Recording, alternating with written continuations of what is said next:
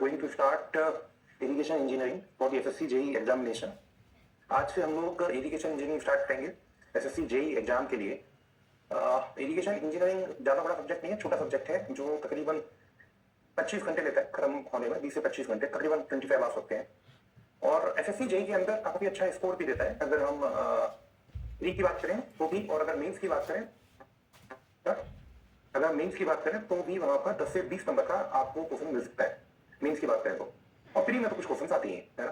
Diploma के जितने भी एग्जाम्स होते हैं, चाहे वो स्टेट के जूनियर इंजीनियर या सिविल इंजीनियर के एग्जाम हो या फिर एसएससी जेईई का एग्जाम हो, उन सभी में इरिगेशन इंजीनियरिंग इक्वली इंपॉर्टेंट होता है ना, और काफी आता है।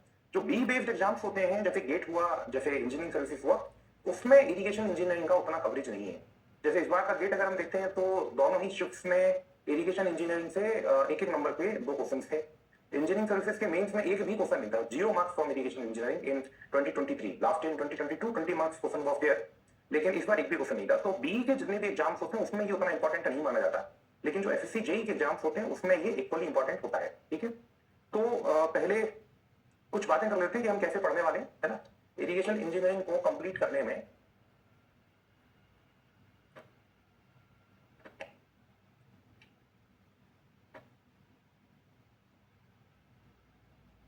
हमें ऑलमोस्ट 25 आवर्स लगेंगे।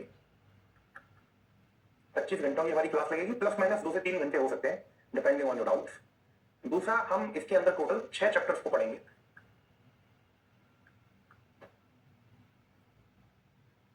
उन 6 चैप्टर्स में से जो 6th चैप्टर होगा वो मिसलेनियस होगा, जिसके अंदर हम कुछ टॉपिक्स को पढ़ेंगे, है ना, कुछ इंपॉर्टेंट टॉपिक्स को हम पढ़ेंगे, और 5 चैप्टर हम लोग बहुत डिटेल में पढ़ेंगे।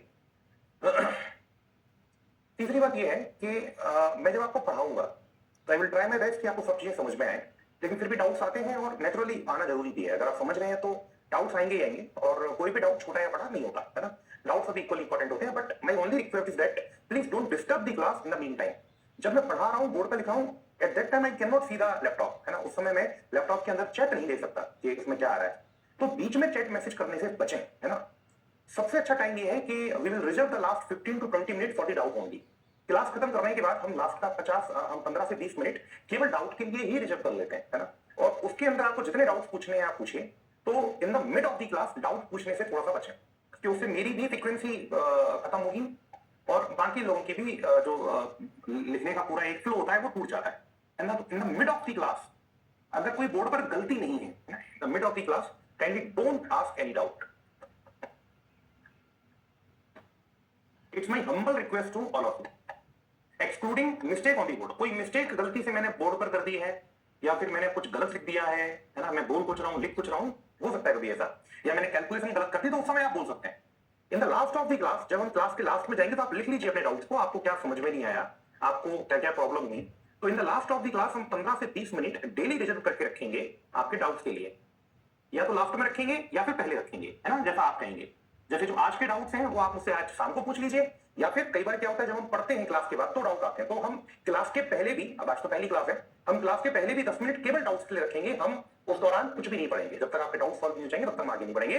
लेकिन it's my only humble request कि जब मैं बीच में पढ़ाऊंगा आप लोगों को, है ना, तब क्लास को डिस्टर्ब नहीं करेंगे, है ना। It's my only humble request to all of, please follow this always. आसान सब्जेक्ट है, आसानी समझ में आता है, लेकिन बट ऑब्वियस डाउट्स आते हैं, तो प्लीज प्रेफर कि आप अंत में जाकर के डाउट पूछें, या फिर अगले दिन क्लास के पहले भी मैं आपको समय दूंगा, तो जो भी डाउट्स हैं उनको लिस्ट बनाइए, मुझे टाइप कीजिए, या मैसेज पहले ही अपने लैपटॉप के अंदर नोटपैड पर लिख करके रख लीजिए, या एमएस वर्ड के अंदर लिख करके रख लीजिए ड्यूरिंग द डे टाइम, और उसको तुरंत पेस्ट कर दे जाइए, है ना। मतलब अगले दिन जब भी हमारी क्लास होगी तो in the morning and in the evening I will prefer the doubts. अब आज तो पहली क्लास है तो मैं पहले ले लूंगा, कल तो उतने डाउट्स आएंगे नहीं, क्योंकि आज तो बहुत छोटी छोटी चीजें पढ़ाऊंगा। हम डे आफ्टर टुमारो हम हमेशा स्टार्टिंग का 10 मिनट डाउट्स के लिए रखेंगे, ठीक है सर। दूसरी बात यह है, आप जो भी न्यूमेरिकल्स करेंगे, whatever is the numerical you will solve, and whatever is the question, theoretical question आप जो भी करेंगे, और आपको जो भी दिक्कत आएगी, है ना, आपको जो भी दिक्कत आएगी, तो वो भी हम सेम चीज करेंगे जो हमारी क्लास का लास्ट डाउट सेशन होगा ना, उस डाउट सेशन के अंदर you can face that particular question. तो पहले से टाइप करके रख लीजिए जो भी आपको करना है, उस डाउट सेशन के अंदर आप मुझसे क्वेश्चन को पूछ सकते हैं, है ना। बीच में क्वेश्चन पूछने से बचें, है ना, बीच में हमारा फ्लो पूरा डिस्टर्ब हो जाता है और सब बच्चों का टाइम खराब होता है, ठीक है। तो इन कुछ रूल्स के साथ हम पढ़ाई करने वाले हैं, इन कुछ रूल्स को अपने दिमाग में रखेंगे, it's my humble request to all of you, it's my humble request to all of you, इन कुछ रूल्स को ध्यान में रखेंगे और बीच में क्लास डिस्टर्ब नहीं करेंगे, ठीक डन। इरिगेशन इंजीनियरिंग के अंदर बच्चों हम लोग को टोटल 6 चैप्टर्स पढ़ने होते हैं, उसका हम चैप्टर नंबर 1 से स्टार्ट करते हैं। चैप्टर नंबर 1 हमारा होता है जस्ट इंट्रोडक्शन, चैप्टर नंबर 2 हमारा होता है water requirements of crops, chapter number 3 होता है soil moisture study and consumptive use,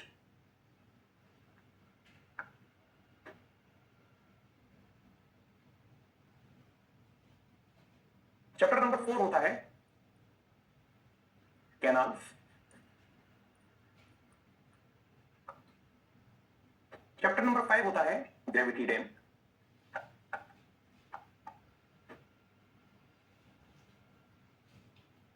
और चैप्टर नंबर 6 होता है मिसलेनियस। इसके अंदर हम बहुत कुछ पढ़ेंगे, लाइक हम स्पिलवे को भी पढ़ेंगे, लाइक हम रिजर्वॉयर को भी पढ़ेंगे, लाइक हम क्रॉस ड्रेनेज वर्क को भी पढ़ेंगे, लाइक हम थ्योरीज ऑफ सीपेज को भी पढ़ेंगे, है ना, और भी बहुत सारे जितने भी टॉपिक्स है हमारे, छोटे छोटे टॉपिक्स होते हैं बहुत सारे, उन सबको हम मिसलेनियस के अंदर कवर करेंगे, है ना। अब इसके अंदर जो इंपॉर्टेंट चैप्टर है बच्चों आपके लिए, जहां से आपको क्वेश्चंस मिलेंगे वो मैं आपको बता देता हूं, है ना।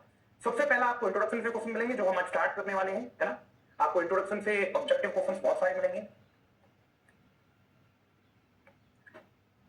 देन उसके बाद आपको चैप्टर नंबर 2 से क्वेश्चन मिलेंगे, और फिर आपको कैनाल से बहुत सारे क्वेश्चंस मिलेंगे। क्वेश्चन हर जगह से आते हैं, लेकिन ये मैं केवल इंपॉर्टेंट टॉपिक आपको मार्क करवा रहा हूं, इंपॉर्टेंट चैप्टर बता रहा हूं। इन 3 जगह से डिप्लोमा बेस्ड जितने भी एग्जामिनेशन है इंडिया के अंदर, उनके अंदर ज्यादातर क्वेश्चन पूछे जाते हैं, है ना, ज्यादातर।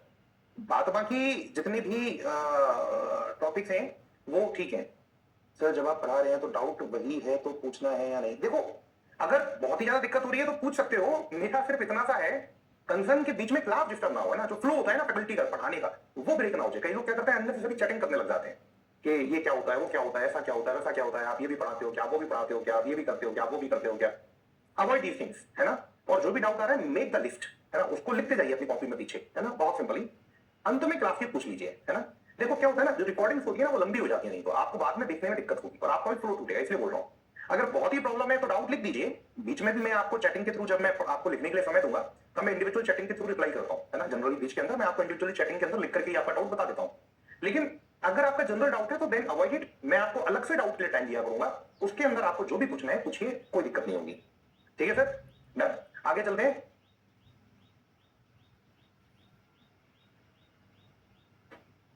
आगे चलते हैं, एक एक करके इन चैप्टर्स को स्टार्ट करेंगे और अपने सिलेबस को, इसको लिखने की जरूरत नहीं है ना, ये तो मैं आपको एक एक करके पूरी चैप्टर लिखवाऊंगा, ये तो जस्ट मैंने आपको एक ओवरव्यू दिया था कि हम चैप्टर्स को किस तरीके से आगे लेकर के जाएंगे। तो चैप्टर नंबर 1 को स्टार्ट करते हैं बच्चों, दैट इज द इंट्रोडक्शन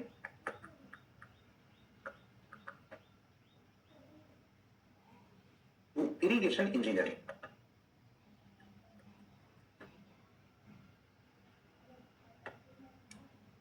अब इंट्रोडक्शन टू इरिगेशन इंजीनियरिंग क्या होता है और हमें उसमें पढ़ना क्या होता है, तो बहुत सिंपली इसके अंदर सिर्फ हम ये देखेंगे कि इरिगेशन क्या होता है, उसको इरिगेशन इंजीनियरिंग क्यों कह रहे हैं, इरिगेशन के क्लासिफिकेशन क्या होते हैं, और हम इरिगेशन किस तरह से करते हैं, है ना। तो उसका जो बेसिक इंट्रोडक्शन है वो पार्ट हम यहां पर देखेंगे। तो हम पहली हेडिंग लेते हैं यहां पर इरिगेशन। आप चाहें तो मेरे साथ देख लें या फिर मैं आपको टाइम भी दूंगा लिखने के लिए, है ना। I will give you sufficient time to make the notes, तो आपको जो अच्छा लगता है आप कर लें, लेकिन थोड़ा फास्ट लिखें तो ठीक रहेगा, है ना। जब आप चैट में लिख देंगे नोटेड में, तभी आगे बढ़ूंगा, ठीक है। अब इरिगेशन क्या होता है इसको समझ लीजिए थोड़ा सा। देखो, अगर कहीं पर कोई क्रॉप लगी हुई है ना, कहीं पर कोई प्लांट लगा हुआ है, कोई पौधा लगा हुआ है, या कोई फसल लगी हुई है किसी भी खेत के अंदर, तो उस फसल को सनलाइट के प्रेजेंस में क्या करना होता है, फोटोसिंथेसिस। हम सभी पढ़ करके आए हैं कि नहीं पढ़ करके आए? हाँ सर, बिल्कुल पढ़ करके आए। ये कोई सॉइल है ना, इस सॉइल के अंदर हमने क्या किया बच्चों, ध्यान से देखिए, हमने कोई क्रॉप लाई लाइक दैट, ये इस क्रॉप की रूट्स हैं, ठीक है, ये इस क्रॉप की रूट्स हैं और ये इसकी पत्तियां हैं और ब्रांचेस हैं ऊपर की तरफ। ये मेरा ग्राउंड लेवल है, getting my point or not.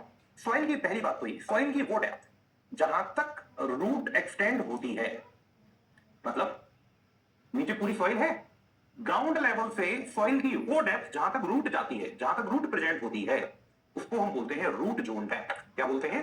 Root zone depth, है ना। तो रूट जोन डेप्थ सॉइल की कौन सी डेप्थ हुई, जहां पर रूट्स प्रेजेंट है, जड़ प्रेजेंट है ना पौधे की। अब क्या होगा, ये जो पौधा है ये ग्रो करने के लिए, एक छोटी सी प्रोसेस करता है जिसका नाम क्या होता है, फोटोसिंथेसिस। फोटोसिंथेसिस के अंदर क्या होता है बच्चों, सनलाइट की प्रेजेंस में जब सनलाइट इस पौधे की पत्तियों पर पड़ता है ना, इट इज द सनलाइट, जब इस पौधे की पत्तियों पर पड़ता है और यहां पर क्या मौजूद होता है, CO2, कार्बन डाइऑक्साइड। तो कार्बन डाइऑक्साइड के प्रेजेंस में यहां पर क्या स्टार्ट हो जाता है, यहां पर फोटोसिंथेसिस स्टार्ट हो जाता है। फोटोसिंथेसिस क्या होता है, जैसे हमारे पेट में डाइजेशन होता है ना, हम खाना खाते हैं, हमने खाना खाया, वो हमारे लीवर के अंदर गया, हमारा लीवर क्या करता है, उस खाने को एनर्जी में कन्वर्ट करता है और हमारे अलग अलग ऑर्गन्स को एनर्जी दे देता है, हमारे ब्रेन को, हमारी आंखों को, हाथ को, पैर को, हम जो भी एक्टिविटी करते हैं उसके लिए लीवर हमारा हर जगह एनर्जी प्रोवाइड करता है। That is power house for us. Similarly जो पौधे की पत्तियां होती हैं वो पौधे का पावर हाउस है। जैसे हमारा डाइजेशन होता है ऐसे ही पौधों के अंदर फोटोसिंथेसिस होता है। अब पौधों ने नीचे से जो भी पानी खींचा और जो भी न्यूट्रिएंट्स खींचे in the form of minerals, जो नीचे वाली सॉइल है उस सॉइल के अंदर बहुत सारे न्यूट्रिएंट्स मौजूद हैं, उसने वो न्यूट्रिएंट्स ऊपर खींचे और पानी खींचा। इस न्यूट्रिएंट और पानी को पौधे की पत्तियां सनलाइट और CO2 की प्रेजेंस में एनर्जी में कन्वर्ट कर लेती हैं और प्लांट को ग्रो होने के लिए एनर्जी मिल जाती है। तो जैसा हमारे लीवर में डाइजेशन होता है वैसे ही पौधे की पत्ती में क्या होता है, फोटोसिंथेसिस होता है। Getting my point or not. अभी जो फोटोसिंथेसिस होता है बच्चों, ये जो फोटोसिंथेसिस होता है बच्चों, इस फोटोसिंथेसिस के लिए इस पौधे को नीचे से क्या क्या खींचना है, इस पौधे को नीचे से एक तो पानी खींचना है ना, और दूसरा न्यूट्रिएंट खींचना है। न्यूट्रिएंट की चिंता मुझे नहीं करनी, न्यूट्रिएंट की चिंता करेगा एग्रीकल्चरिस्ट वाला, एग्रीकल्चर वाला जो एग्रीकल्चरिस्ट साइंटिस्ट होगा, है ना, या जो एग्रीकल्चरिस्ट होगा, है ना, एग्रीकल्चर में अलग से BSc होती है, वो लोग यही पढ़ते हैं, है ना, उसकी चिंता वो करेगा। मैं केवल किसकी चिंता करूंगा, पानी की चिंता करूंगा। तो ये पानी है जो ये क्रॉप ऊपर की तरफ खींचेगी, है ना, वाटर एक्सट्रैक्टेड बाई रूट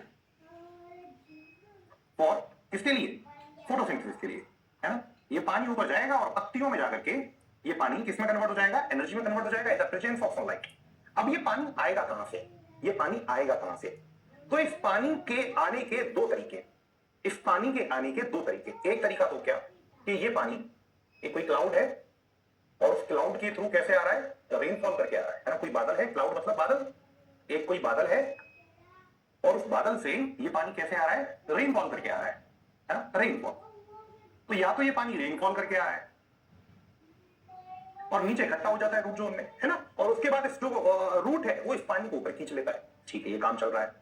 तो अगर रेनफॉल सफिशिएंट है, रेनफॉल इस पौधे की जरूरत को पूरा कर दे रहा है, तो कोई दिक्कत ही नहीं है, कोई प्रॉब्लम ही नहीं है। लेकिन अगर सफिशिएंट रेनफॉल नहीं हो रहा, समझ रहे हैं मेरी बात, जैसे इस पौधे को कुछ पानी खींचना है, इसकी कुछ रिक्वायरमेंट है, इसको नीचे से कुछ पानी खींचना है फोटोसिंथेसिस के लिए, है ना, लेकिन रेनफॉल प्रॉपर नहीं, बहुत कम है या है ही नहीं, तो क्या करना पड़ेगा, कुछ पानी आपको आर्टिफिशियल मीन्स से भी डालना पड़ेगा।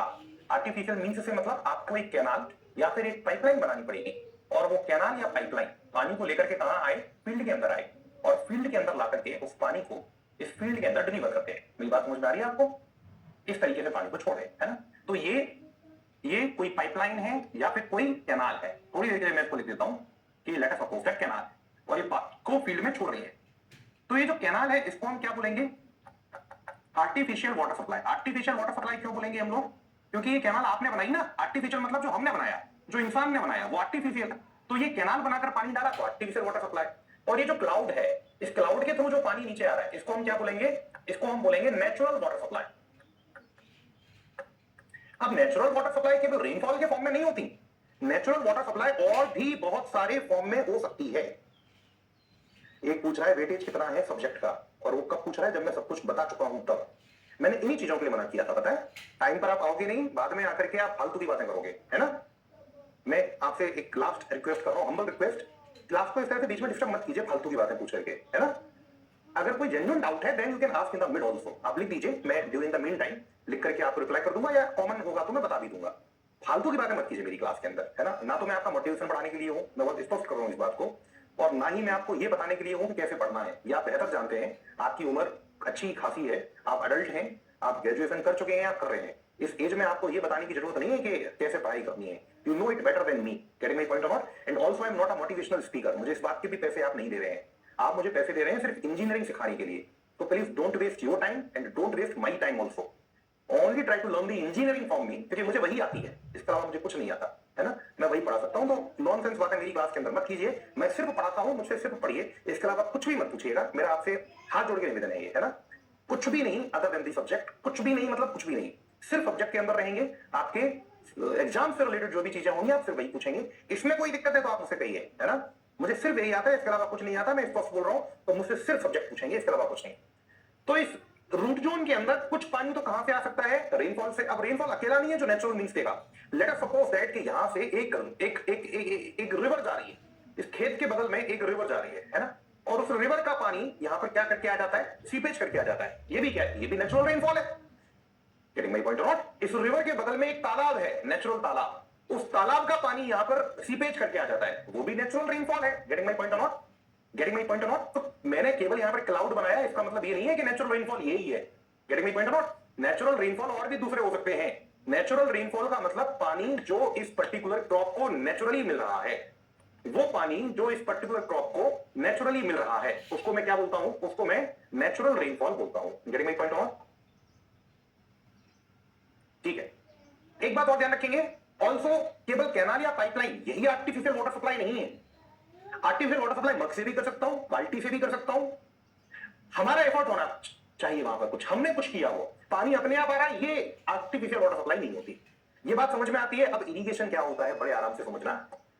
अगर कहीं पर नेचुरल वाटर सप्लाई सफिशियंट नहीं है, if the natural water supply is not sufficient, तो अगर हम क्रॉप की रिक्वायरमेंट के अकॉर्डिंग वहां पर आर्टिफिशियली पानी डालते हैं, तो उस आर्टिफिशियल डाले गए पानी को ही क्या बोल देते हैं? इरिगेशन। दैट्स इट, और कुछ भी नहीं होता इरिगेशन।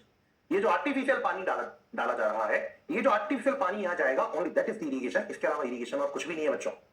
सर एक क्वेश्चन आता है कि इरिगेशन मैंडेटरी है क्या? इरिगेशन जरूरी है क्या? ना, बिल्कुल इरिगेशन जरूरी नहीं है sir.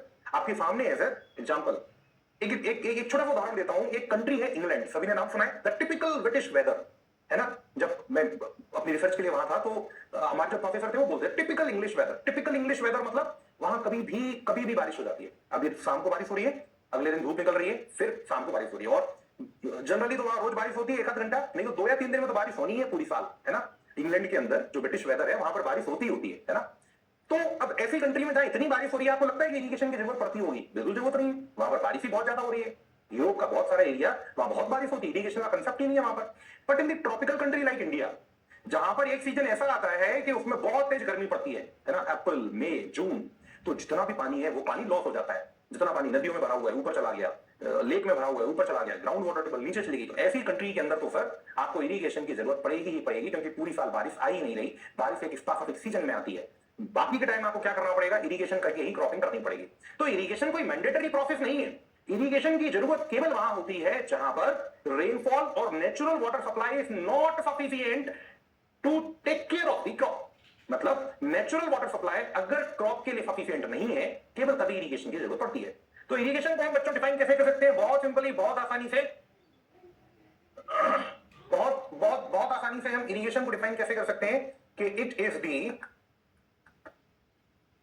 Science of artificial application crop when natural water supply is not sufficient.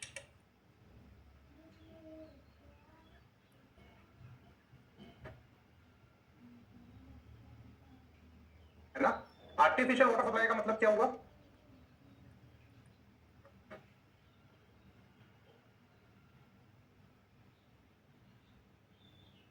Artificial water supply का मतलब हुआ where human effort is involve,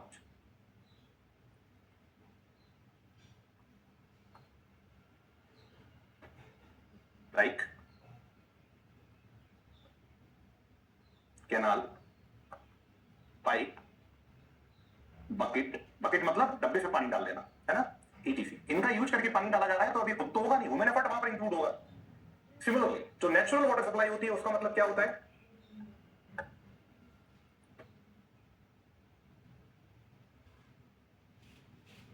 where water is coming naturally in the zone of crop without human effort. आदमी का कोई योगदान नहीं है, पानी अपने आप बाई डिफॉल्ट आ रहा है. फॉर एग्जाम्पल क्या हो जाएगा सर, बड़े बड़े ध्यान से देखना. फॉर एग्जाम्पल क्या हो जाएगा सर, फॉर एग्जाम्पल मैं भी लिखने का समय दूंगा आपको, मत चिंता कीजिए. एग्जाम्पल क्या हो जाएगा सर, एग्जाम्पल हो जाएगा rainfall, seepage from nearby river, lake and pond. और क्या होगा सर, कैपिलरी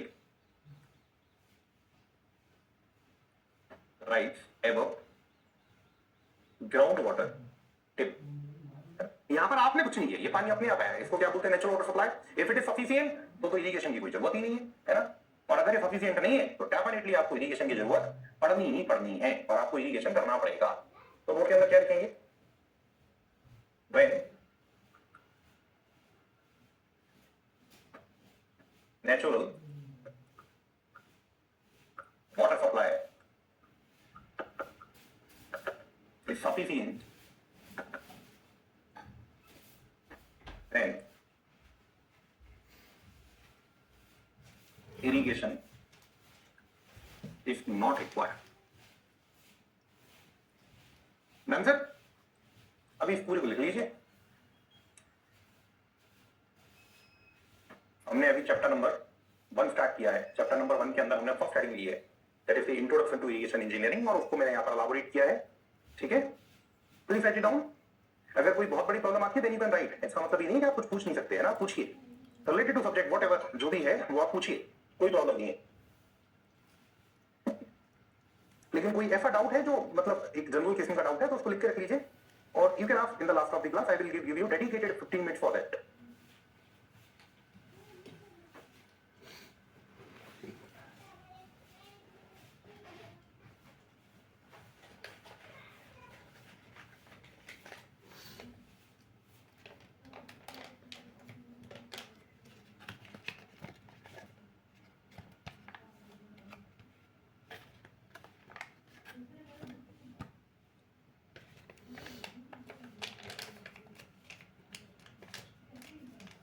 मैं ऐसा मान के चल रहा हूं कि फोटोसिंथेसिस आप सभी को पता है ना, कि क्या होता है.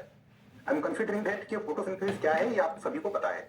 स्कूल में आप सभी ने फोटोसिंथेसिस को पढ़ा हुआ है. फोटोसिंथेसिस में नीचे से खींचा गया पानी पत्तियों के अंदर पहुंचता है, और पत्तियों के अंदर पहुंच करके सनलाइट और कार्बन डाइऑक्साइड की मौजूदगी में वो एनर्जी में कन्वर्ट हो जाता है. जैसे हमारे पेट के अंदर खाना एनर्जी में कन्वर्ट होता है, ऐसे ही पानी एक प्लांट का खाना है, वो उसकी पत्तियों में एनर्जी में कन्वर्ट हो जाता है. That is the photosynthesis.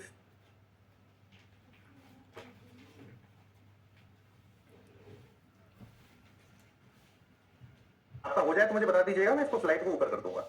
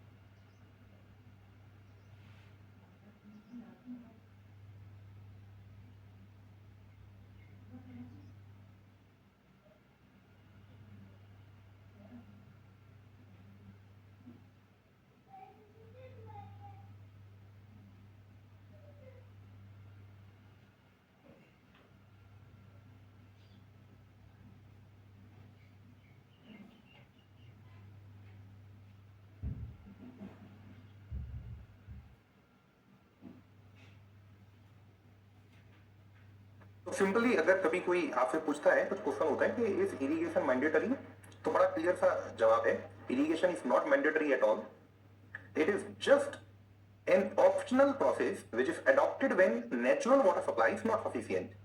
Irrigation एक जरूरी प्रक्रिया नहीं है, इसकी जरूरत हमें सिर्फ तभी पड़ती है जब प्राकृतिक रूप से आने वाला पानी, नेचुरल मीन से आने वाला पानी सफिशियंट नहीं है। ठीक है,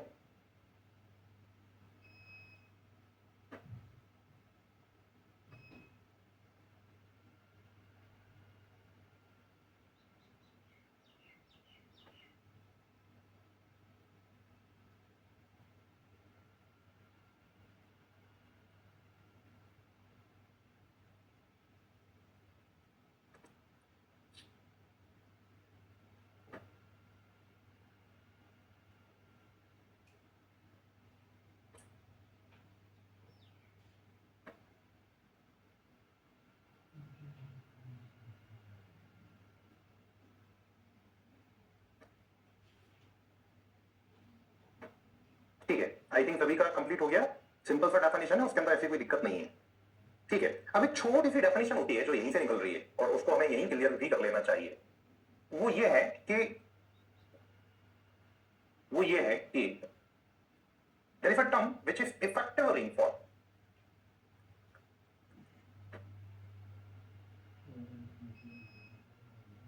In irrigation engineering we will represent it with PE. P for precipitation, E for effective, है ना। यहाँ पर जो P का मतलब है precipitation, रेनफॉल की एक फॉर्म है जब पानी लिक्विड फॉर्म में आता है। हाइड्रोलॉजी के अंदर पढ़ते हैं आप इसको, या अभी हाइड्रोलॉजी नहीं हुआ हो तो जब भी होगा you will see that precipitation is just a form of the rainfall. Rainfall is, मैं उल्टा बोल रहा हूं, rainfall is the form of precipitation, है ना। तो P is for precipitation, E is for effective. अब प्रेसिपिटेशन का मतलब क्या है इसको थोड़ा समझ लीजिए। अभी आप ये मान के चलिए प्रेसिपिटेशन और रेनफॉल एक ही बात होती है। प्रेसिपिटेशन ऑफ वाटर और रेनफॉल, इन दोनों में कोई फर्क नहीं होता, both are the same things, मत परेशान होइए। इफेक्टिव रेनफॉल जो टर्म है उसका हम यूज क्यों करेंगे? जितना भी पानी नेचुरल मींस से आ रहा है उसकी टोटल कितना पानी नीचे आया और उसमें से कितना पानी प्लांट ने यूज कर लिया बेनिफिशियली, मतलब total water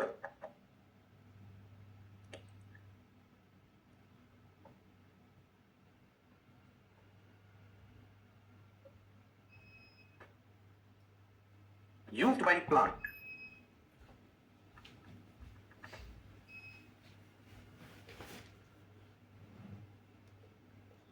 beneficially used by plant through natural means during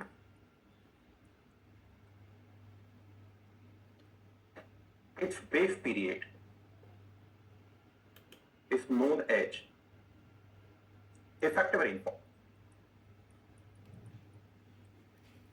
base period क्या है थोड़ा सा छोड़ दीजिए, बताओ थोड़ी देर में बताओ, है ना। इसके बाद यही डेफिनेशन होगा कि बेस पीरियड क्या होता है।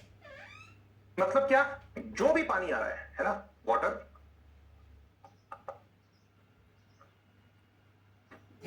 Coming through rainfall, seepage from natural water body like a river, like lake, pond, whatever water body, etc are included. फिर इसको रेनफॉल क्यों बोल रहे हैं सर जब इसमें सब कुछ इंक्लूड कर लिया? असल में नेचुरली जो पानी आता है ना बच्चों खेत में, उसमें सबसे बड़ी क्वांटिटी किसकी होती है? रेनफॉल की। इसीलिए नेचुरल मीन से जितना भी पानी आ रहा है it is known as effective rainfall. अगर बगल में से कोई सीपेज होकर के आ रहा है तो उसको भी फैक्टिव रेनफॉल बोलेंगे। कोई बगल में कोई नदी है, उस नदी का पानी रूट जोन के अंदर सीप करके आ रहा है, सीपेज मतलब ग्राउंड के नीचे सॉइल के थ्रू पानी आना है ना, उसको सीपेज बोलते हैं। मतलब ग्राउंड की लेयर्स के नीचे पानी कैसे आएगा? पानी सॉइल के अंदर आएगा, सरफेस के ऊपर बह करके नहीं आएगा, उसको सीपेज बोलते हैं। तो सीपेज होकर के पानी आ रहा है, गेटिंग माय पॉइंट अबाउट? जैसे भी पानी आ रहा है, अगर किसी भी नेचुरल प्रोसेस से पानी आ रहा है तो उन सब नेचुरल प्रोसेस से आने वाला पानी और उसका वो पार्ट जो प्लांट ने ऊपर खींच लिया is known as effective rainfall. Getting my point about? तो बड़ा सिंपली क्या मैं लिख सकता हूं? हेंस कैन आई राइट कि irrigation requirement will be equals to total water requirement of crop minus effective rainfall होगी। आया ना? हम कभी भी प्लांट की टोटल रिक्वायरमेंट के बराबर पानी खेत में नहीं डालते। हम खेत में कितना पानी डालते हैं? Total requirement minus water received by natural means. क्यों भाई? क्योंकि नेचुरल मींस का पानी ऑलरेडी प्लांट ने खींच लिया, तो ज्यादा पानी थोड़ी देंगे उसको। जितनी भाई तुम्हारी एक दिन में तुम एक टाइम में 4 रोटी खाते हो, तो तुम 4 रोटी खाओगे ना तभी ठीक रहोगे। अगर मैं तुम्हें 4 की जगह 2 रोटी देने लगूं तो भी दिक्कत हो जाएगी, और 4 की जगह अगर 10 रोटी देने लगूं ना तो भी दिक्कत हो जाएगी। अगर मैं तुम्हें 2 रोटी दूं तो भी तुम्हारी हेल्थ बिगड़ जाएगी, और मैं जबरदस्ती उठा के तुम्हें 10 रोटी खिलाऊं, या नहीं खानी पड़ेगी, 10 रोटी खाओ तो भी दिक्कत हो जाएगी। तो लिविंग बींग्स की जितनी रिक्वायरमेंट होती है उसको उतना ही पानी दिया जाता है। तो कुछ पानी उसको रेनफॉल से मिल गया, कुछ पानी बगल वाली रिवर से मिल गया। जितना पानी नेचुरल मीन से मिला उस पानी को क्या बोला? Effective rainfall. ठीक है, अब इस इफेक्टिव रेनफॉल को हटाना पड़ेगा, क्योंकि अगर इसको नहीं हटाया, इतना पानी तो ऑलरेडी मिल गया ना, तुमने रिक्वायरमेंट के बराबर और डाल दिया तो टोटल पानी तो ज्यादा ले लिया ना क्रॉप ने, क्रॉप खराब हो जाएगी। Getting my point or not? इसलिए जो इरिगेशन की रिक्वायरमेंट होती है वो हमेशा याद रखिए total requirement of crop minus P होती है। अगर P effective rainfall total requirement के बराबर हो जाए या ज्यादा हो जाए तो इरिगेशन की जरूरत है ही नहीं। क्लियरली दिख रहा है, इरिगेशन रिक्वायरमेंट उस समय 0 हो जाएगी। एक चीज। दूसरी बात, मैंने एक टर्म बोला बेस पीरियड। बेस पीरियड क्या होता है? 2 टर्म होते हैं, एक होता है बेस पीरियड और दूसरा होता है क्रॉप पीरियड। सर ये टर्म क्या होते हैं? इन्हें थोड़ा सा समझिए, है ना, बहुत ध्यान से समझिए, बहुत आसान है। लाइक 2 + 2 = 4 और आसानी से समझ में आएंगे। तो मैं क्या कर रहा हूं सर? एक टाइमलाइन ले रहा हूं। टाइमलाइन बोले तो टाइमलाइन मतलब एक लाइन होती है जो टाइम के कुछ इवेंट, मतलब उस पर कुछ इवेंट्स दिखाए जाते हैं, है ना, ऐसी लाइन जिस पर कुछ इवेंट दिखाए जा रहे हैं। तो ये मेरी टाइमलाइन है, और इसका जो स्टार्टिंग का पॉइंट है वो मान के चलिए, इसका जो स्टार्टिंग का पॉइंट है वो मान के चलिए कि मुझे इस टाइमलाइन के ऊपर किसको दिखाता है? सीडिंग को दिखाता है। सीडिंग का मतलब समझते हैं? बीज लगाना। यहां पर मैंने क्या किया? यहां पर मैंने बीज लगाया। सीडिंग का मतलब क्या होता है? सीडिंग का मतलब होता है बीज लगाना, है ना।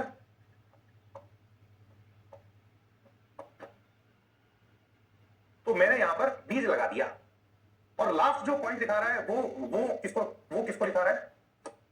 वो दिखा रहा है क्रॉप की हार्वेस्टिंग को। हार्वेस्टिंग का मतलब समझते हैं? फसल को काट लेना, है ना। तो मैं ये जो लास्ट वाला पॉइंट दिखा रहा हूं, ये मैं कौन सा पॉइंट दिखा रहा हूं? जहां पर मैंने फसल को काट लिया। तो बीज लगाने से लेकर के और फसल को काटने तक का जो टोटल टाइम पीरियड होगा बच्चों, है ना, जो टोटल टाइम पीरियड होगा, इस टाइम पीरियड को बोलते हैं क्रॉप पीरियड। क्या बोलते हैं? Crop period. वो टाइम पीरियड जितने टाइम पीरियड तक क्रॉप फील्ड में रही, crop period, the time duration for which crop is in the field, that is from seeding to harvesting। फसल लगाने से लेकर के और फसल को काटने तक का जितना भी टाइम होगा that is known as crop period। Done? Okay, now see clearly, now see clearly, जो पहला पानी दिया जाता है ना, जो पहला पानी दिया जाता है, फर्स्ट वाटरिंग, वो कब की जाती है? जब सीडिंग की। देखो, हम सूखी जमीन में बीज लगा सकते हैं क्या? एकदम सूखी जमीन है ना, मतलब वहां बिल्कुल पानी नहीं है, वहां बीज लगा सकते हो क्या? पॉसिबल ही नहीं है। कैसे लगाओगे? वो बीज खत्म हो जाएगा, मर जाएगा वो बीज। Getting my point or not? तो जब बीज लगाया जाता है तो या तो उसके थोड़ा सा पहले या उसके थोड़ा सा बाद में या साथ में हम फर्स्ट वाटरिंग कर देते हैं। जनरली थोड़ा सा पहले की जाती है ताकि सॉइल के अंदर थोड़ी सी नमी आ जाए, थोड़ा सा मॉइस्चर आ जाए, है ना। तो लगभग उसके साथ में, थोड़ा सा पहले थोड़ा सा बाद, है ना, लगभग उसके साथ में ही क्या क्या क्या कर दी जाती है? First watering. फर्स्ट वाटरिंग मतलब पहला पानी।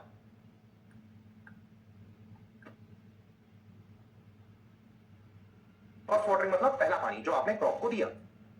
अब जो आखिरी पानी होता है बच्चों, वो आखिरी पानी कब दिया जाता है? जो लास्ट वाटरिंग होती है, वो लास्ट वाटरिंग कब दी जाती है? हार्वेस्टिंग के टाइम पर ना। हार्वेस्टिंग के टाइम पर दोगे तो काटोगे कैसे? लेट अस सपोज गेहूं कट रहा है, तो गेहूं काटते काटते पानी भी देते हो क्या? कि पानी देते जा रहे हो, गेहूं भी काटते जा रहे हो। चावल कट रहा है तो चावल कटता जा रहा है और पानी भी डालता है, एक आदमी आगे पानी डालता जा रहा है, तुम कटिंग करते जा रहे हो। ऐसा करते हो क्या? नहीं। हार्वेस्टिंग के काफी समय पहले ही हम क्या दे देते हैं? लास्ट वाटरिंग दे देते। समझ में आ रही है मेरी बात? हार्वेस्टिंग के काफी समय पहले ही, कंसिडरेबल टाइम पहले हम क्या दे देते हैं? लास्ट वाटरिंग दे देते हैं। तो ये मेरा क्या हो गया? ये मेरा लास्ट वाटरिंग हो गया, अंतिम पानी। और उसके बाद एक पीरियड अलाउ किया जाता है, जिस पीरियड के अंदर मेरी क्रॉप क्या होती है? ड्राई होती है। क्या होती है? ड्राई होती है ना। या मैच्योर होती है, दाना सूखता है ना, जैसे चना है, गेहूं है, चावल है, उसको जो ड्राइंग पीरियड देते हैं ना हम काटने के पहले, ताकि उसका दाना सूख जाए, उसका ग्रेन सूख जाए, तो इसको हम क्या बोलते हैं? इसको हम बोलते हैं ड्राइंग पीरियड। ड्राइंग पीरियड क्यों दिया जाता है? ताकि उसकी कटाई अच्छे से हो सके। फर्स्ट वाटरिंग से लेकर के और लास्ट वाटरिंग तक जो टाइम पीरियड इन्वॉल्व होता है बच्चों, उस टाइम पीरियड को कहा जाता है base period.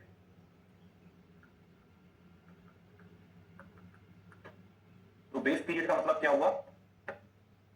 Time duration of water supply in field, that is first watering to last watering. पहला पानी दिया उस दिन से लेकर के अंतिम पानी दिया उस दिन तक का टाइम क्या कहलाता है? Base period. तो बड़ा क्लियरली अगर मैं इस पूरे के पूरे फिगर को ऑब्जर्व करता हूं, तो क्या आपको लगता है कि crop period will be slightly greater than base period?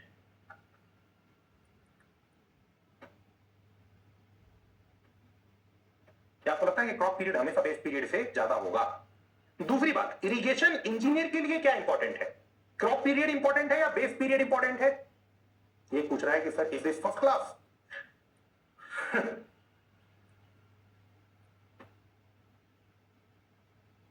अब क्या जवाब दिया जाए? क्या पढ़ा था हमें? क्रॉप पीरियड, बेस पीरियड, हाँ ठीक। तो इरिगेशन इंजीनियर के लिए बात करते हैं। इरिगेशन इंजीनियर का धंधा क्या? इरिगेशन इंजीनियर का काम क्या? इरिगेशन इंजीनियर का काम है पानी सप्लाई करना। पानी सप्लाई करने के बाद हमारी कोई रिस्पॉन्सिबिलिटी नहीं है। देखो, दो ब्रांचें हैं कल्टीवेशन के अंदर। कल्टीवेशन मतलब ये जो क्रॉप लगती है, फसल लगती है, इन सब चीजों की बात कर रहा हूं। दो दो चीजें हैं। पहली क्या? पानी की सप्लाई, और दूसरी क्या? एग्रीकल्चर। एक इरिगेशन और एक एग्रीकल्चर। तो इरिगेशन वाला किसका ध्यान रखता है? पानी को सप्लाई करने का। पानी सप्लाई हो गया, उसका काम खत्म हो गया। एग्रीकल्चर वाला किसका ध्यान रखता है? क्रॉप के बड़े होने का। क्रॉप के अंदर जो फल आ रहा है, ग्रेन आ रहा है, कितना आ रहा है ना, क्रॉप क्रॉप के अंदर किस तरीके से ग्रोथ हो रही है, क्रॉप खराब तो नहीं हो रही है, सब ध्यान कौन रखता है? एग्रीकल्चर वाला। Getting my point about? तो हमारे काम का कितना पीरियड है? केवल फर्स्ट वाटरिंग से लास्ट वाटरिंग। लास्ट वाटरिंग हो गई, हमारा काम खत्म, कैनल बंद हो गई। इसके बाद क्रॉप ड्राई हो रही है, नहीं हो रही है, वो क्रॉप अच्छे से लग रही है, नहीं लग रही है, हमारी कोई टेंशन नहीं है। ये किसकी टेंशन है? एग्रीकल्चर वाली की।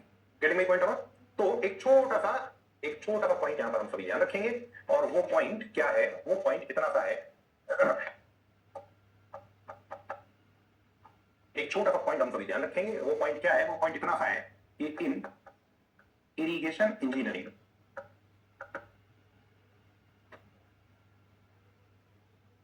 all the designs and calculations are based on base period। समझ में आ रहा है क्यों? क्योंकि पानी की सप्लाई करना ही तो हमारा उद्देश्य है। पानी की सप्लाई खत्म, हमें क्या करना है? उसके बाद क्रॉप लग रही है, नहीं लग रही है, लगे ना लगे, हमें क्या करना? Getting my point not? तो इसको लिख लीजिए यहां से। आपका हो जाए तो बता दीजिएगा, मैं स्लाइड को ऊपर कर दूंगा, ठीक है?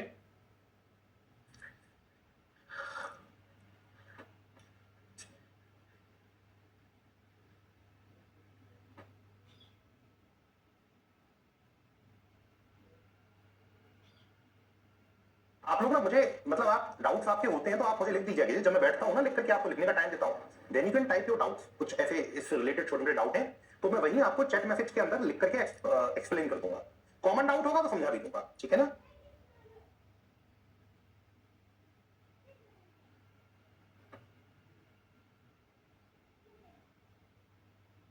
CA Teja, sir, could you explain in English? We are from South. Actually, this batch is English batch in which the mode of interaction will be definitely Hindi. All the definitions and all the technical explanations will be in English. मैं जो भी लिखूंगा board के ऊपर, जो भी बताऊंगा वो इंग्लिश में ही रहेगा, लेकिन जो कम्युनिकेशन का मोड होगा वो हिंदी रहेगा इस बैच के अंदर, ठीक है ना?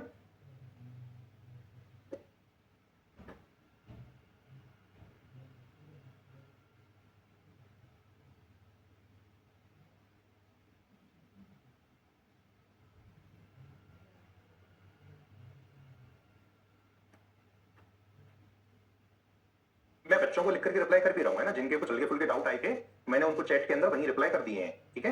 You can also right your doubt, I will reply you in the chat.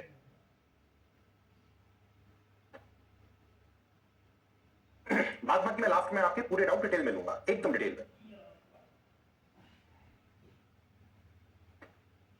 आपका ये हो जाए तो मुझे बता दीजिएगा, मैं आपको इसके नीचे जो लिखा हुआ है वो दिखा दूंगा। कपड़े हैं मेरे को। उधर मेरे कोई नहीं है, आप ही है।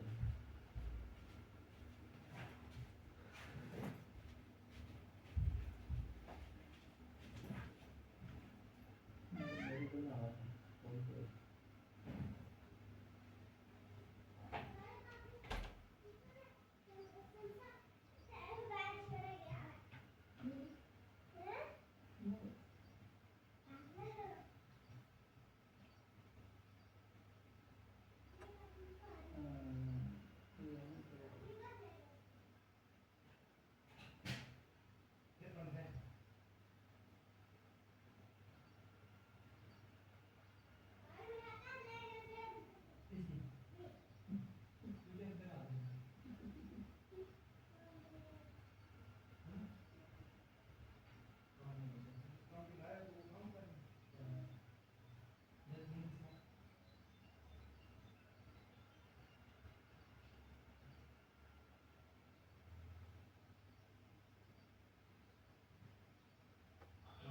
देखो, इफेक्टिव रेनफॉल मैं एक बार फिर से एक्सप्लेन करता हूं।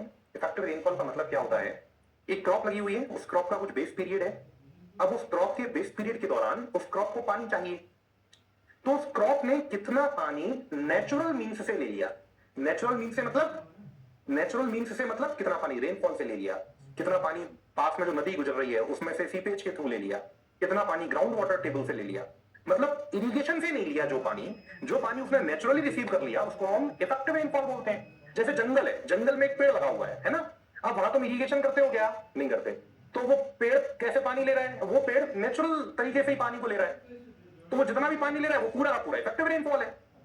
समझ पा रही है मेरी बात? क्रॉप ने जितना भी पानी नेचुरल मींस मतलब प्राकृतिक तरीके से लिया, वहां पर आपने कोई एफर्ट नहीं किया, उसी को हम क्या बोल देते हैं? उसी को हम लोग बोल देते हैं इफेक्टिव रेनफॉल। ठीक है ना?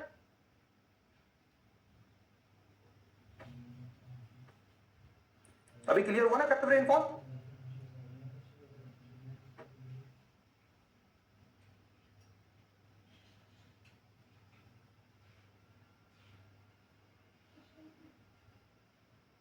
संदीप एंड अनुज, ठीक है, ओके, ठीक है संदीप।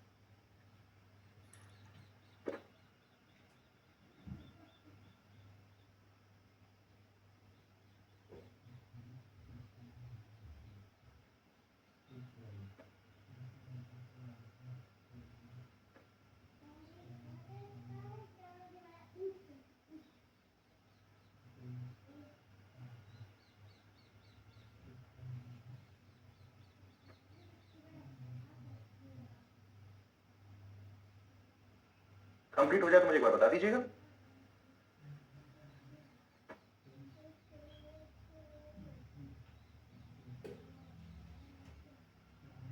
है ना? ये तरीका बहुत अच्छा है। अगर आपको कुछ पूछना भी है ना, डाउट एकदम मतलब आपको समझ में नहीं आया, तो तब पूछिए जब मैं बैठा हुआ हूं, when I am interacting in the chat. When I am writing then please avoid the doubts, है ना? कुछ भी मैसेज उस समय मत लिखिए जब मैं लिख रहा हूं, otherwise it will only create the disturbance.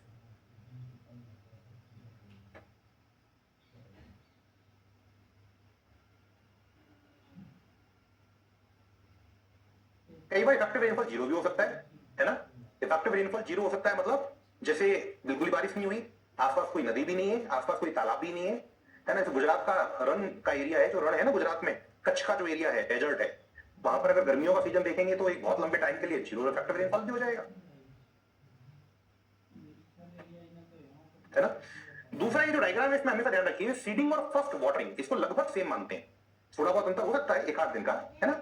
लेकिन वो इतना छोटा है कि उसको नेगलेक्ट किया जा सकता है। हो सकता है एक दिन पहले पानी डाल दिया हो बीज लगाने के, हो सकता है कुछ 2-4 घंटे के बाद पानी डाला जा रहा हो, तो लगभग ये मानते चलते हैं कि फीडिंग और फर्स्ट वाटरिंग एक साथ हुई है। ठीक है प्रिंस?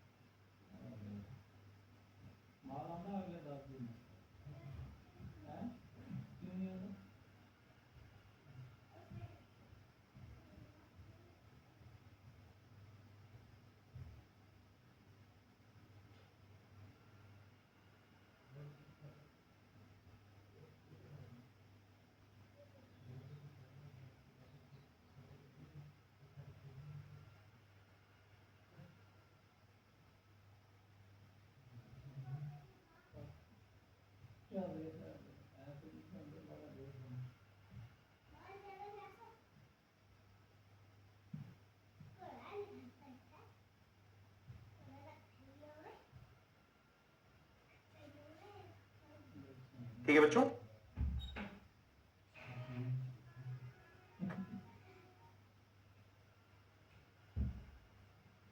ठीक है, आगे चलते हैं।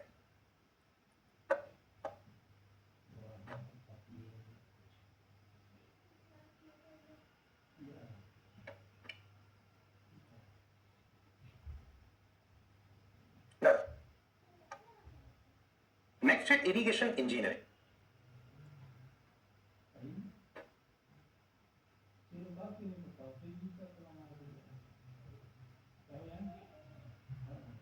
इरिगेशन इंजीनियरिंग क्या होती है? इंजीनियरिंग का मतलब क्या होता है बच्चों? इंजीनियरिंग का मतलब होता है अगर हम किसी भी चीज के डिजाइन एस्पेक्ट के अंदर चले जाते हैं, एग्जीक्यूशन एस्पेक्ट के अंदर चले जाते हैं, तो उसको इरिगेशन इंजीनियरिंग बोलते हैं। जैसे सपोज दैट कि natural water supply is not sufficient, natural water supply sufficient नहीं है आपके फील्ड के अंदर आपकी क्रॉप के लिए। अब अगर नेचुरल वाटर सप्लाई सफिशिएंट नहीं है तो आपको आर्टिफिशियली पानी डालना पड़ेगा, आया ना? बिल्कुल सर, डालना पड़ेगा। इस आर्टिफिशियल पानी को डालने के लिए आपको बहुत सारे स्ट्रक्चर्स बनाने पड़ेंगे, उनको डिजाइन करना पड़ेगा। उन स्ट्रक्चर्स का डिजाइन और उन स्ट्रक्चर्स को बनाना, इसी को कहते हैं इरिगेशन इंजीनियरिंग। ठीक है ना? तो इरिगेशन इंजीनियरिंग क्या है? It is defined as the use of principles of mechanics and hydraulics, principles of mechanics and hydraulics in design, execution,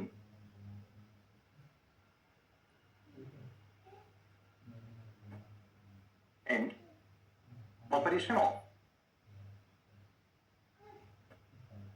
various structures involved in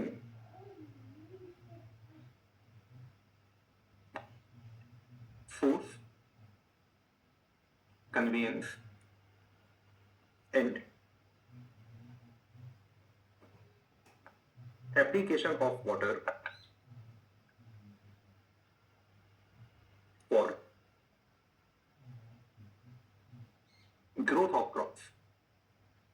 sir समझ में नहीं आया। अरे भैया अभी समझाया ही नहीं तो समझ में कहां से आएगा? देखो, अब ये जो कुछ नाम लिखे ना, इन नाम को समझने का कोशिश करो। सबसे पहले क्या लिखा? सबसे पहले लिखा फोर्स। लिखा नहीं लिखा? तो फोर्स का मतलब क्या होता है पहले इसको समझो। फोर्स का मतलब क्या होता है पहले इसको समझो। तो फोर्स का मतलब क्या हुआ? सोर्स का मतलब वो जगह जहां पानी को इकट्ठा करना है, वो जगह है जहां पानी को इकट्ठा। अब जब तुम्हें फील्ड में पानी लाना है तो फील्ड में तुम पानी ऐसा तो ले नहीं आओगे कि हवा में कहीं से भी पानी ले आए। अरे भैया कैनाल में पानी, कैनाल के थ्रू पानी ला रहे हो या पाइपलाइन के थ्रू पानी ला रहे हो तो किसी सोर्स से लेके आओगे ना, कहीं कोई रिजर्वायर बनाना पड़ेगा ना, कहीं कोई लेक बनानी पड़ेगी ना, कहीं कोई तालाब बनाना पड़ेगा ना, या कहीं कोई बड़ी टंकी रखनी पड़ेगी ना। जैसे तुम अपने घर के गार्डन के अंदर इरिगेशन कर रहे हो तो घर के गार्डन में इरिगेशन करने के लिए टंकी रखनी पड़ेगी ना एक ऊपर, उस टंकी में से पाइपलाइन के थ्रू पानी लेकर के आओगे। तुम एक बहुत बड़े फील्ड का इरिगेशन कर रहे हो कैनाल से, तो पानी कैसे लेकर के आओगे? एक रिजर्वायर बनाना पड़ेगा ना, डैम बना के। डैम बनाओगे, पानी को रोकोगे, पीछे रिवर के पानी को रोकोगे और उसके बाद अपने पानी को लेकर के आओगे। तो सोर्स का मतलब क्या होता है? सोर्स का मतलब होता है हमें पानी को जिस पर्टिकुलर जगह से लेकर के आना है ना, उस पर्टिकुलर जगह को तैयार करना। Getting my point not? तो सोर्स का बड़ा बड़ा क्लियर सा मतलब है कि वो पॉइंट या वो जगह जहां से हमको इरिगेशन पर्पस के लिए पानी को सप्लाई करना है। Getting my point not? तो सोर्स का मतलब क्या हुआ? सोर्स का मतलब क्या हुआ? The storage of water from where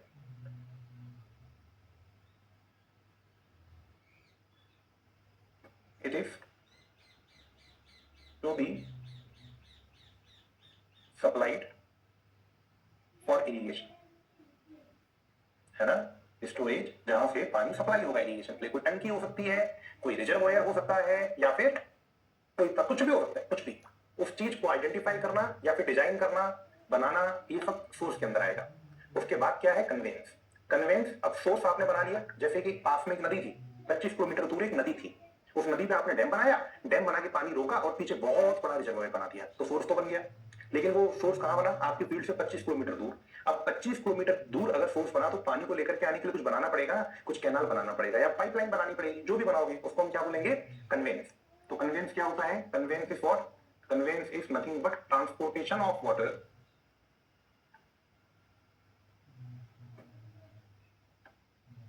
from source to field. अभी मैं एग्जांपल नहीं लिख रहा हूं, इसको भी लिखूंगा क्योंकि और डिटेल में बताऊंगा अभी थोड़ी देर बाद इन चीजों को। तो ट्रांसपोर्ट कर लिया पानी को, कैरी कर लिया पानी को कहां लेकर के आ गए? सोर्स से फील्ड में। जो भी स्ट्रक्चर की जरूरत पड़ी उसको क्या बोल दिया? Convince structure. लास्ट में क्या होगा? एप्लीकेशन। एप्लीकेशन का मतलब क्या हुआ? कैनाल ने पानी को फील्ड में डाल दिया। अब फील्ड में आने के बाद पानी को फाइनली रूट जोन के अंदर स्टोर करवाना ताकि प्लांट उसको खींच सके। तो एप्लीकेशन का मतलब क्या हुआ?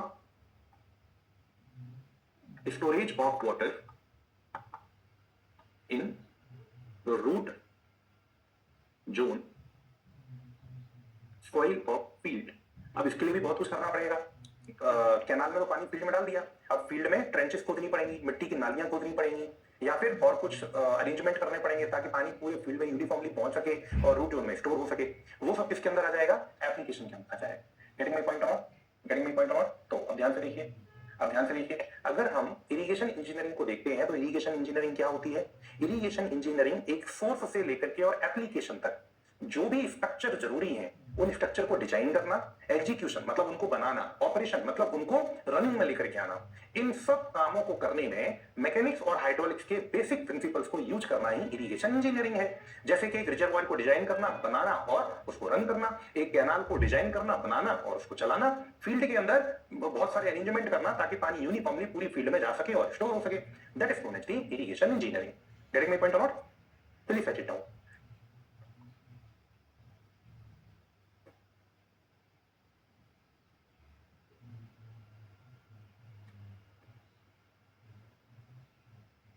हाँ, वो थोड़ा सा नेटवर्क एरर हुआ होगा।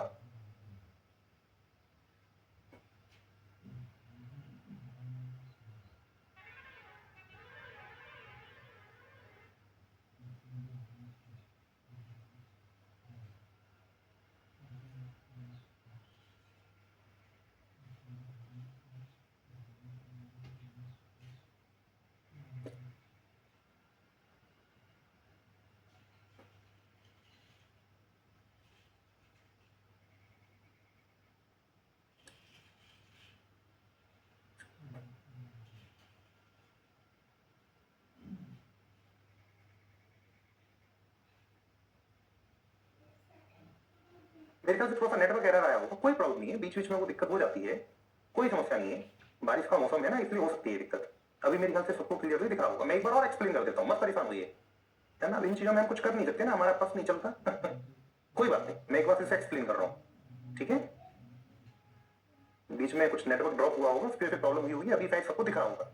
तो इरिगेशन इंजीनियरिंग क्या होती है बच्चों? सोर्स, कन्वेंस और एप्लीकेशन। सोर्स मतलब आप कहां से पानी सप्लाई करोगे, उस पर्टिकुलर जगह को डिजाइन करना, उसको बनाना और फिर उसको रन करना। जैसे कि आपको एक रिवर में से पानी लेकर के आना है, तो रिवर में एक डैम बनाना, डैम के पीछे पानी भरना, उसको क्या बोलते हैं? रिजर्वायर। उस रिजर्वायर से पानी लेकर के आना, उसका पूरा डिजाइनिंग, कंस्ट्रक्शन सब किसमें आ जाएगा? सोर्स में। कन्वेंस, अब उस रिजर्वायर से फील्ड में पानी लेकर के आना। रिजर्वायर फील्ड से 25 किलोमीटर है, तो 25 किलोमीटर दूरी तक एक कैनाल से या पाइपलाइन से पानी लेकर के आना, उसका डिजाइन, उसका कंस्ट्रक्शन सब कुछ कन्वेंस में आ जाएगा। एप्लीकेशन, जो पानी फील्ड के अंदर डिलीवर हो गया, अब उस पानी को फील्ड के अंदर स्टोर करवाना, रूट जोन के अंदर, है ना। उस मतलब अब फील्ड में तो भाई कैनाल ने फील्ड में पानी डाल दिया, अब उस पानी को फील्ड के अंदर ट्रेंचेस खोद खोद के, फील्ड के अंदर मिट्टी की नालियां खोद खोद करके हम आगे ले जाएंगे और यूनिफॉर्मली पूरे फील्ड के अंदर हम उसको डिस्ट्रीब्यूट करेंगे। ये सब किसके अंदर आ जाएगा? एप्लीकेशन में। तो source, application,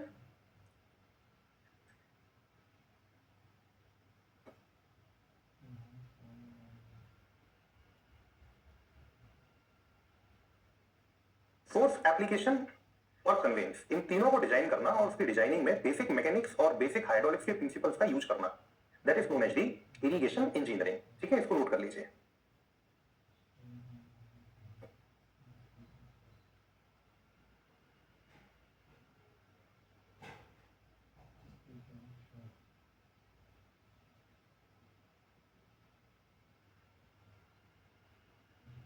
please write it down.